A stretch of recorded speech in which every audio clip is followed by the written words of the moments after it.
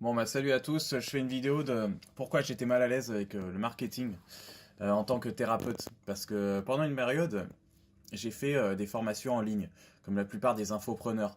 C'est-à-dire que j'ai mis plusieurs exercices de PNL que j'avais appris pendant mes formations, que j'appliquais avec les personnes que je rencontrais et que j'aidais dans une formation en ligne. Donc c'était sous forme de PDF et de plusieurs audios pour les pratiquer chez soi, tout simplement. Et bien sûr, pour vendre sur Internet, bah, faut se former un petit peu au marketing. Faut rendre ça attrayant. Parce que les gens qui achètent bon, ok, des vêtements, des objets, genre sur Amazon, qui font des achats en ligne, ok, il y en a beaucoup. Mais pour ce qui est de la thérapie, eh ben, c'est plus complexe. Donc, bah, du coup, j'ai dû me former à plusieurs outils du commerce et du marketing. J'avais même un coach qui m'aidait là-dessus et bah, qui m'a donné de très bonnes bases pour commencer. Donc, j'avais fait ces trucs-là et bah, il y avait toujours quelque chose qui coinçait parce que en tant que thérapeute, on a le côté humain. Et le côté commerce, bah, il y a de l'humanité, mais en même temps, on sait très bien il y a des dérives. Par exemple, il y a des gourous du développement personnel ou en spiritualité qui vont te promettre des choses folles, quoi. Je veux dire, tu es dans un état, euh, vraiment, tu peux être dans un état psychologique très faible et tu as vraiment envie de te débarrasser de tous tes problèmes. Alors après, voilà, donc il y a toujours ce côté-là. En ce moment, on tape un peu sur les infopreneurs parce que, bon, bah, on a des outils de marketing, on a des techniques commerciales, mais c'est avant tout pour rendre le produit plus attrayant.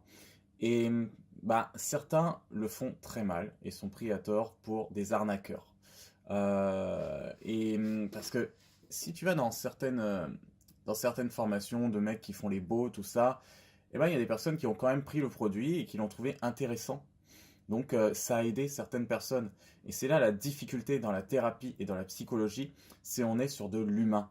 On est sur des individus. Chez certains, la technique qui aurait pu paraître pour une arnaque a été résolutoire. Et pour d'autres, eh ben, elle paraîtra toujours pour une arnaque parce qu'elle n'a pas marché. Et là, on est aussi sur le côté responsabilisant de chacun. Donc, si vous achetez une formation en ligne de thérapie, faut savoir que vous êtes aussi responsable vous-même. Alors, il y a la responsabilité du thérapeute qui va vous donner l'outil. Donc, déjà l'outil, en tout cas, par exemple, dans mon cas, faut que ce soit un exercice de PNL qui soit respecté selon la structure et puis vraiment selon la discipline telle qu'il a été. Et on peut peut-être rajouter un peu d'hypnose par-dessus. Mais voilà, il faut que ce soit complet. Et après, la responsabilité de la personne, de l'acheteur, entre guillemets, c'est aussi de savoir que on est sur de l'humain. Donc, un exercice pourra être résolutoire comme il ne pourra pas l'être. Je m'explique. Quand on a une personne qui arrive en thérapie, ça arrive, et moi aussi j'ai été cette personne lors de mes études en psychologie, qui arrive face à un professionnel, un psychologue, et qui s'attend à un miracle. C'est-à-dire, première séance, il faut que mon problème soit résolu. Paf, voilà. Sauf que ça se passe pas comme ça. On peut voir un praticien PNL, un praticien en hypnose, qui peut en effet en une séance faire de très belles choses, mais dans mon cas, moi, j'avais pas bien ciblé mon problème. C'était un problème identitaire, de quête, d'orientation personnelle et professionnelle. Donc, les personnes qui seront dans ce cas-là, ça va être compliqué de leur arranger leur problème en une seule technique, en une seule séance, et il leur faudra plusieurs. C'est pour ça que dans mes formations en ligne, j'avais plusieurs techniques. Je me disais, bon, si celle-là marche pas trop, eh bien, on va enchaîner sur la deuxième, qui elle marcherait plus pour quelqu'un qui a un problème d'orientation qui est plus dans une quête, et puis l'autre exercice c'est plus pour quelqu'un qui a ciblé complètement son problème et qui veut s'en débarrasser, et puis l'autre c'est pour quelqu'un qui est un peu entre les deux, et voilà. Donc il y a aussi cette responsabilité, cette conscience à avoir que bah, malheureusement cette société nous a éduqués à être performants, à avoir les choses rapidement, à devoir être parfait, à avoir les choses tout et tout de suite en fait. C'est la pression que nous met la société à être des citoyens utiles, entre guillemets, et qui rentrent bien dans les cadres d'une personne heureuse, un petit peu le système 30 glorieuses, hein, où on a son CDI, enfin son boulot, son appartement, on est marié, on a des enfants, on part en vacances 5 semaines par an, et puis on a la retraite, on profite enfin, et on meurt. Enfin, on tombe malade et on meurt. Donc on a l'impression de devoir respecter encore ce système, et quand on a l'impression de ne pas le respecter, enfin de toute façon, c'est même pas l'impression, quand on ne le respecte pas, tout simplement, ce cadre-là, eh ben on en est malheureux, parce qu'on se dit, ah mon Dieu, je suis en dehors de la société, ah mon Dieu, j'arrive pas à faire ma vie comme je le veux, ah j'avais des rêves là-dessus, et puis finalement ça marche pas. Et certains les réussissent amplement, ils arrivent à correspondre au cadre, et se disent, bah au final je ne suis pas heureux. Voilà. Quels sont mes rêves en fait? Qu'est-ce qui me rend heureux? Et on arrive à une question existentielle, pareil, où là, on se tourne vers la psychologie, le développement personnel, la spiritualité, et vers des personnes qui sont là pour aider à réorienter un peu la personne et à faire cette question, comment être soi, à répondre à cette question. Je vois, enfin en tout cas, je vois chez les personnes que je rencontre, c'est souvent cette tendance à ne pas réussir à exprimer ses émotions. Vous pouvez aller sur l'article sur le blog dont le lien sera dans la description. Comment être soi, mais 3 étapes pour l'être. Ça, c'est une base. Parce que les émotions permettent de savoir là où on se sent le plus heureux et là où on se sent un peu moins heureux. Quand on se tourne vers soi. Et on se rend compte que, par exemple, certains éléments du cadre imposé par la société ne sont pas ce qui nous rend heureux, vraiment. Alors que c'est censé l'être pour la société, mais pas pour vous forcément. Il y aura des trucs qui seront hors cadre, qui vont vous rendre heureux. Et ça, c'est revenir à cette unité de vous-même, c'est propre à chacun.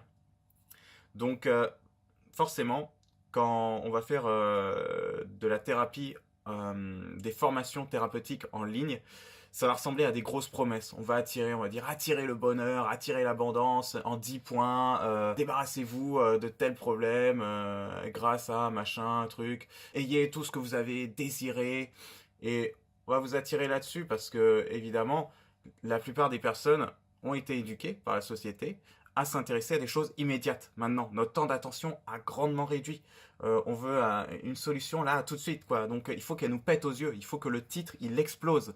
Et ça, bien sûr, en tant qu'humain, quand on a un peu réfléchi à tout ça, on se dit ouais mais c'est chiant ces titres putaclic comme on les appelle, et du coup on en est offusqué. Mais faut savoir que c'est provocateur, c'est tape à l'œil. Déjà, ça attire celui qui veut des solutions immédiates et qui a pas trop réfléchi à ce côté-là, et ça provoque celui qui a réfléchi, au contraire, et qui va cliquer dessus également. Donc vous serez intéressé à ce produit par ça. Et c'est un petit peu hypocrite. Bon, je sais qu'il y a 10% de la population qui diront non, pas du tout, je ne suis pas intéressé par les titres putaclic. D'ailleurs, moi, je m'intéresse à des titres authentiques qui ne sont pas attirants. Ok, il y a ces 10% de la population, ok, mais je vous dirais, il y aura 90% de ceux qui n'ont pas trop réfléchi et qui veulent la solution immédiate, et de ceux qui ont déjà fait un travail sur eux et qui sont contre la solution immédiate, mais qui ont toujours la même problématique et qui ont envie de la résoudre. Voilà. Donc il y aura ce côté-là, toujours tape à l'œil. Mais moi je vous dis, dans les formations en ligne, ne vous attendez pas à ce que ça soit miraculeux. C'est-à-dire ça va vous apporter quelque chose, sûrement. Vraiment, sûrement. Tu vois, je vais pas chercher à dénigrer les autres coachs en développement personnel qui font des trucs tape à l'œil, parce que on sait pas. Franchement, il faut voir dans la formation. Dans la formation, il y a des choses intéressantes. Bon, après, le débat, c'est de savoir, est-ce que j'aurais pu l'avoir gratuitement en cherchant un peu? Mais comme les personnes veulent avoir la réponse directement, rapidement, mais je pense qu'on peut avoir tout gratuitement sur Internet, mais c'est juste qu'il y aura la durée et la motivation pour trouver ces éléments. Peut-être qu'il te faudra 6 mois et t'auras peut-être pas le temps, t'auras pas la motivation et du coup tu le feras pas. Donc du coup un produit qui te regroupe tout comme ça en ligne, c'est servi sur un plateau, il y a juste à payer, et ça y est, t'as tous les éléments et puis tu les utilises directement. C'est ça le truc. Alors ça fait débat évidemment parce qu'il y en a qui n'aiment pas la psychologie, qui sont déjà sur le truc, ah c'est de la branlette intellectuelle. J'ai vu quelques youtubeurs sur internet enfin surtout un qui était très virulent par rapport à ça, mais parce qu'il n'était pas intéressé par ce côté-là. Donc du coup, il considérait que c'était de l'arnaque. Et d'autres qui seront très intéressés et qui auront besoin de ressources. Vous ne pouvez pas savoir vraiment sur qui vous tomberez. Donc le conseil que je vous donne, c'est aller vers la personne, le thérapeute, ou vraiment la personne qui vous inspire le plus confiance. pas celle qui vous fait rêver à 10 000, mais celle où vous sentez que bah, vous êtes à l'aise, quoi. Pas choisir une personne auquel vous êtes à peu près, et puis vous vous dites, ah ouais, mais ce mec-là ou cette meuf-là, elle me dit ou il me dit que ça résoudra mes problèmes, donc du coup je devrais le faire parce qu'il a l'air de s'y connaître dans son truc. Non, c'est le côté, est-ce que je me sens bien quand je le regarde, quand je l'écoute, quand je lis ce qu'il écrit? Est-ce que je trouve que c'est pertinent? Est-ce que ça m'apporte déjà de base? Et voilà. Donc, il n'y a pas à se poser plus de questions.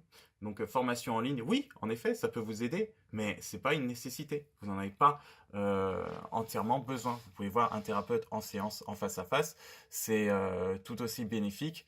Bien sûr, l'avantage de formation en ligne, c'est que bon, on le paye une fois, on a plusieurs outils, c'est moins coûteux que d'aller voir un thérapeute. Mais voir un thérapeute quelque part, c'est plus efficace sur du long terme. Bon, chacun son camp. Voilà, c'est tout ce que je peux vous dire.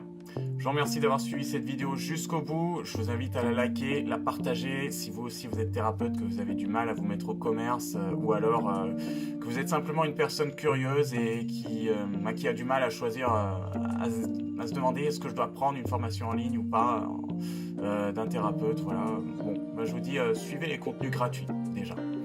Allez, à la prochaine.